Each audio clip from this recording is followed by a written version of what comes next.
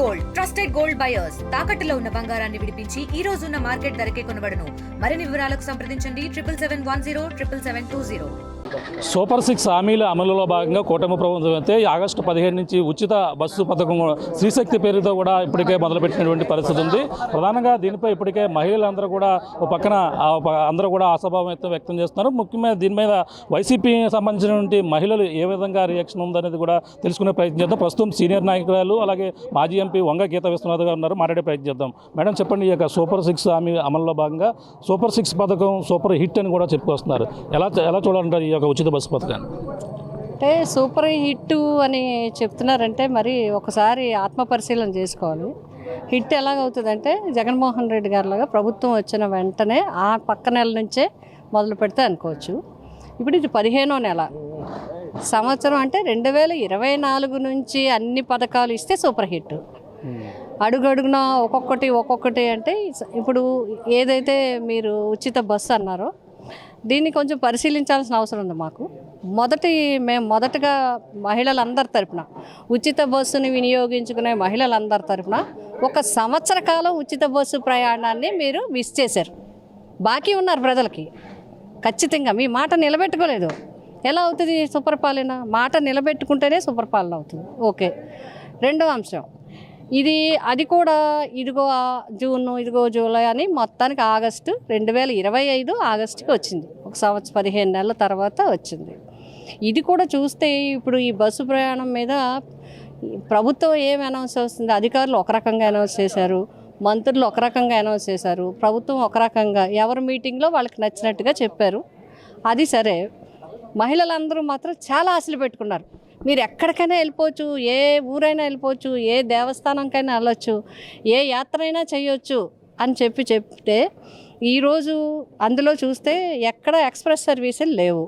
సరే, మెట్రో సర్వీసులు అవి లేవంటే మనకి ఇక్కడెక్కడా లేదు. వైజాగ్ కానీ మన ఆంధ్రప్రదేశ్లో వైజాగ్, విజయవాడ ఉంటుంది. అంతా మన జిల్లా వరకు అయితే మనకంత మెట్రో సర్వీస్ లేదు. ఇంకేదైనా ఉంటే జిల్లా నుంచి జిల్లాలో తిరగాలి. లేదు, ఒకవేళ ఏ తిరుపతితో వెళ్ళాలంటే ఎక్స్ప్రెస్ ప్రయాణం ఉచితం కానప్పుడు ఎలా వెళ్తాడు? ఆగుతూ వెళ్ళాల్సిన అవసరం ఉంది. పల్లె వెలుగు అవే 2-3 బస్సులు చెప్తున్నారు, వాటిల్లోనే వెళ్ళాల్సిన అవసరం ఉంది.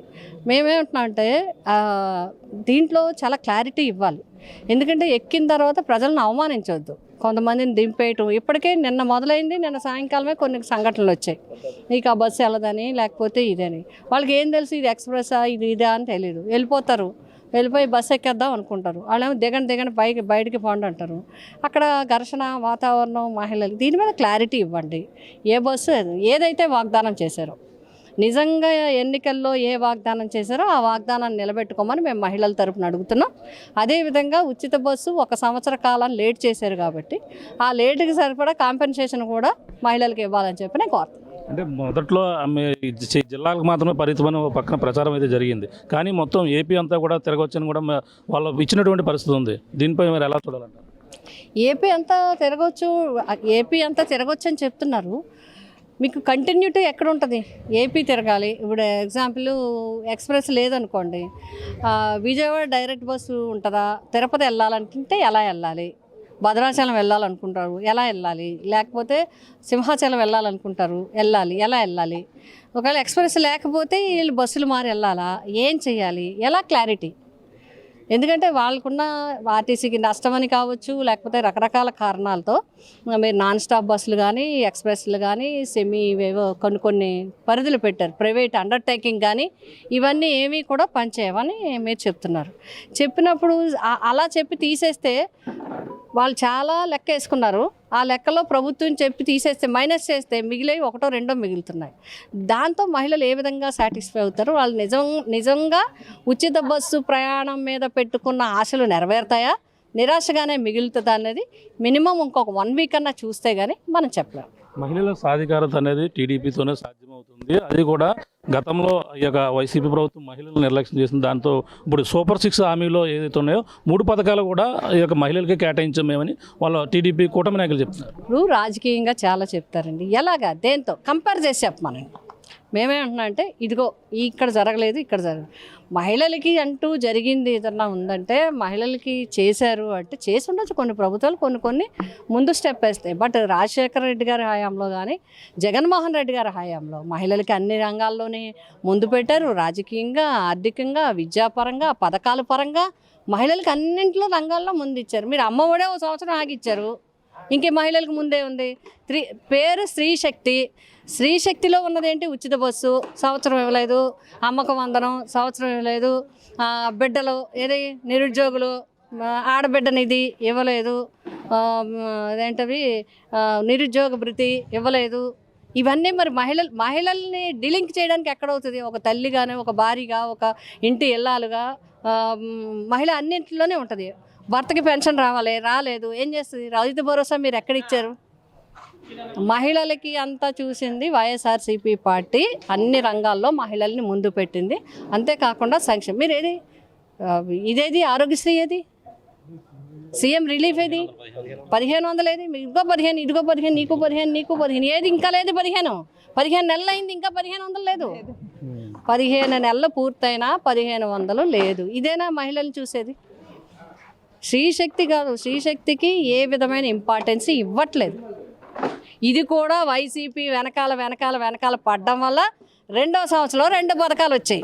ఏది సంఖ్య తగ్గించి రైతు భరోసా, సంఖ్య తగ్గించి తల్లికి వందనం, ఇంకా ఇప్పుడు నిన్నటి నుంచి ఫ్రీ బస్సు.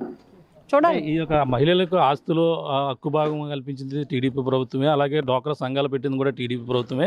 ఇలా అన్నీ కూడా చెప్పుకుంటూ పోతే అన్నీ కూడా మేమే చేస్తామని కూడా చెప్తున్నారు. మరి ఈ పరిణామం ఎలా చూడాలి? ఆస్తిలో హక్కు కల్పించింది ఎన్టీ రామారావు గారు, నందమూరి తారక రామారావు గారు. 9% ఇచ్చింది కూడా రామారావు గారే. స్థానిక సంస్థల్లో రామారావు గారు ఇచ్చారు, మేము కాదంటలేదు. దాన్ని ఇంప్రూవ్ చేసుకుంటూ వెళ్ళారు. కేంద్ర ప్రభుత్వం ఇచ్చింది. అలా అయితే వాళ్ళు బీజేపీ 33% పాస్ చేసింది. రిజర్వేషన్లు చేశారు. చేయలేదని ఎవరు అంటున్నారు? మీరు ఇచ్చిన హామీల గురించి మాట్లాడుతున్నాం అంతే తప్ప మేము చేసేది మీరు ఇచ్చిన హామీలు ఏంటి, అమలు చేసే విధానం ఏంటి, దీని గురించి పాయింట్ వైజ్ చెప్పండి. రాజకీయంగా లెవెల్ ఇప్పుడు ఏం చెప్తున్నారు? సుపరిపాలన, మేము అన్ని పథకాలు ఇచ్చేసామంటున్నారు. అన్ని పథకాలు ఇచ్చినప్పుడు సూపర్ 6 అమ్మలేదంటే అవి ముందు చేస్తాం, లేకపోతే రాష్ట్రాన్ని అమ్మేస్తామంటున్నారు. ఎలా చెప్పండి? చిన్నపిల్లల అలాగా అదేంటో నేను ఈ జట్లేను, నా బెల్లముక్క నాకు ఇచ్చే అన్నట్టుగా ఉంటుంది. ఏంటది? అలా చెప్పకూడదు. అది రాజకీయాల్లో అలా కరెక్ట్ కాదు. మేము కూడా ఉన్నది లేదనే విమర్శించట్లేదు. మీరు పెన్షన్లు ఇచ్చారు, చెప్తున్నాం పెన్షన్లు ఇచ్చారు. ఇప్పుడు మళ్ళీ పెన్షన్లు ఏరేయడానికి చూస్తున్నారు. దివ్యాంగుల పెన్షన్లు వీళ్ళందరూ తీసేస్తామంటే వాళ్ళు ఏడుస్తున్నారు అక్కడ. అలాగే రైతు భరోసాకి ఎన్ని వేల మందిని తగ్గించేశారు, తల్లికి వందనం ఎన్ని వేల మందిని తగ్గించేశారు. ఇది మేము అడుగుతున్నాం. అందుకే మిగతా పథకాలు కూడా ఇవ్వండి వెంటనే. మీరు ఇచ్చే సలహా ఏంటంటే ఇప్పుడు ఎక్స్ప్రెస్లు అంటే కొన్ని ఎక్స్ప్రెస్లు తీసేశారు, అలాగే ఏదైతే నాన్ స్టాప్లు కూడా తీసేశారు. మహిళలకు మీరు ఏమైనా డిస్కౌంట్లో పర్సెంటేజ్ ఏమైనా ఇష్టపడతారు? నేనేమంటున్నా అంటే సాధారణంగా సరే ఒక హామీ ఇచ్చారు, ఎవరు ఏది ఇచ్చారో వేరే విషయంగానే మీరు లేకపోతే నిజంగా మహిళలకి న్యాయం చేయాలి, నిజంగా పేదవాడికి అంటే కన్సెషన్ ఇవ్వండి, రిడక్షన్ ఇవ్వండి. ఒక యాత్రా స్పెషల్ కింద వెళ్తాను అనుకుంటే వాళ్ళకు 30% ఇవ్వండి. లేదు ఒక ఏజ్ పెట్టండి. ఇప్పుడు ఏ ఏజ్కి 5th-కో 6th-కో తీసుకుంటారు, టికెట్ స్టార్ట్ అవుతుంది. కాదు 9 సంవత్సరాల దాకా 10 సంవత్సరాల దాకా టికెట్ తీసుకోకండి. అంతేగాని ఇలా ఏదో ఒక పథకం ఎలక్షన్ కోసం ఓట్ల కోసం అనౌన్స్ చేసేయడం, దాన్ని తిప్పి అక్కడే మధ్యలో పెట్టడం, ఇదంతా మంచి విధానం కాదు. ప్రజల ప్రాధాన్యతతో ఆటలాడుకోవడం కరెక్ట్ కాదు. ప్రజల్ని అవమానించడం కరెక్ట్ కాదు. కాబట్టి నా ఉద్దేశం మళ్ళీ ఒక్కసారి పరిశీలన చేసి కరెక్ట్ విధానంతో ఇవ్వండి. ఒకవేళ మీరు ఎక్స్ప్రెస్ సర్వీసులు ఇవ్వలేకపోతే కనీసం కుటుంబాలకి కన్సెషన్ అనే ఇవ్వండి. ఆడపిల్లలకి, పిల్లలకి, ఆడవాళ్ళకి, చిన్న పిల్లలకి, 10 సంవత్సరాల పిల్లలకి మీరు కన్సెషన్ ఇవ్వండి. అది చేయండి. పోనీ అలాగన్నా చేయండి, సాటిస్ఫై అవుతుంది, న్యాయం జరుగుతుంది వాళ్ళకి. Thank you. ఇది పరిస్థితి. ప్రధానంగా ఏదైతే ఉచిత బస్సు పథకంపై కూడా రకరకాల దీనిపై రియాక్షన్స్ అయితే వస్తున్నాయి. ముఖ్యంగా చూసుకుంటే ఏదైతే ఇప్పుడు ప్రభుత్వం అంటే సూపర్ 6 అయితే అమలు చేసామని చెప్పేసి అన్ని కూడా చెప్పుకొస్తున్నారు. అది హిట్ లేదనేది కూడా కొన్ని రోజుల వరకు కూడా వేచి చూడాలి. అన్నీ కూడా ఇవ్వలేదు. ప్రతి పథకం కూడా సంవత్సరం బాకీ ప్రజలకైతే ఇదంతా కూడా బాకీ పడి ఉన్నారని కూడా చెప్పుకొస్తున్నారు. ఏదేమైనా మనకైతే మరో విధంగా చూసుకుంటే ప్రస్తుతం ఏదైతే కూటమి ప్రభుత్వం అయితే అన్నీ కూడా మహిళలకు ఇచ్చినటువంటి ఏదైతే బస్సులో ఉందో అది దాంట్లో పర్సంటేజ్ విధానం కూడా పెడితే బాగుంటుంది. అన్ని బస్సులు కూడా పలానా బస్సు లేదు ఈ బస్సు లేదని కూడా కన్ఫ్యూజన్కి గురైతే వాళ్ళని అవమానపరిచే విధంగా మహిళలను చేస్తే సరైనది కాదు. దీనిపై ఒక వారం రోజులు చూసి ఒక నెల రోజులు చూసిన తర్వాత దీనిపై పూర్తి స్థాయిలో మేమంతా కూడా స్పందిస్తాం. ఏదేమైనా మహిళలను అవమానపరిచే విధంగా కూడా చేస్తే బాగోదని కూడా చెప్పుకొస్తున్నారు. ఏదేమైనా ఈ యొక్క కూటమి ప్రభుత్వం అన్ని పథకాలు కూడా ఇచ్చామని చెప్పుకొస్తున్నప్పటికీ కానీ ఒక్కొక్క సంవత్సరం బాకీ ఉన్నారని కూడా అలాగే చెప్పుకొస్తున్నారు. అది ప్రతిదీ కూడా మేము ప్రశ్నించిన నేపథ్యంలో మేమంతా కూడా దీనిపై పోరాడిన నేపథ్యంలో ప్రతి పథకం కూడా అమలు చేశారు కాబట్టి అమలు కూడా ఆ విధంగానే అమలు చేశారు. లేదంటే ప్రజలకి పథకాలన్నీ కూడా అమలు చేయరని కూడా చెప్పుకొస్తున్న పరిస్థితి ప్రధానంగా ఉంది. ఏదేమైనా కొన్ని రోజులు చూసిన తర్వాత ఈ పథకంపై ప్రజల నుంచి వచ్చిన రియాక్షన్తో పాటు మేము కూడా రియాక్ట్ అవుతూ ఉంటూ కూడా అలాగే సీనియర్ నాయకురాలు వంగ గీతా విశ్వనాథ్ గారు చెప్తున్న పరిస్థితి ప్రధానంగా ఉందని చెప్పాలి. ఇది కూడా తాజా పరిస్థితి. కెమెరా అనితో ప్రకాష్, RTV కాకినాడ నుంచి.